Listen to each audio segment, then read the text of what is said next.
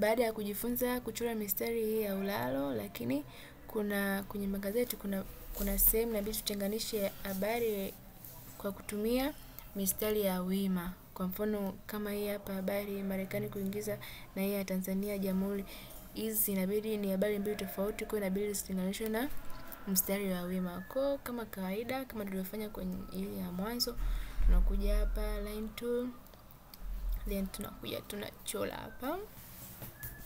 Tunakuja tunachora kama kawaida.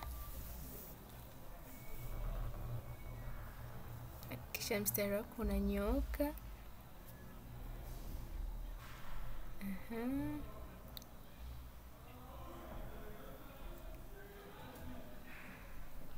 Kama hivyo.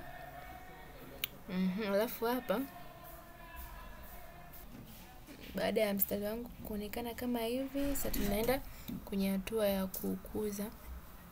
Jamani ni rahisi, kama mara ya kwanza ulielewa, hapa napo haitokusumbua.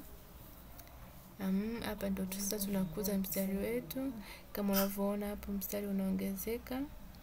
Mstari unaongezeka sasa unaonekana. Inakutaka kupunguza, ukiona imezidi sana unapunguza kama hivi, mstari unapungua. Ni wewe tu. Kwa mimi hapa nitaongeza mpaka hapa. Mstari unakuwa umefika. Hapo sasa mstari wangu utakuwa unaonekana kama unatenganisha habari hii na hii habari. Kondo kama hivyo mistari inaeleweka, mstari huu. Na hii mistari inasaidia hata yani kuonyesha namna fulani kwenye magazeti. Ukiangalia mara ya kwanza na ilivyokuwa na sasa hivi ilivyo, ni kama hii mistari inaita namna ya kulemba fulani hivi. Kwa mimi nimeishia hapo, na hisi somo langu limeeleweka. Tukutane wakati mwingine. Na uwe na wakati mwema.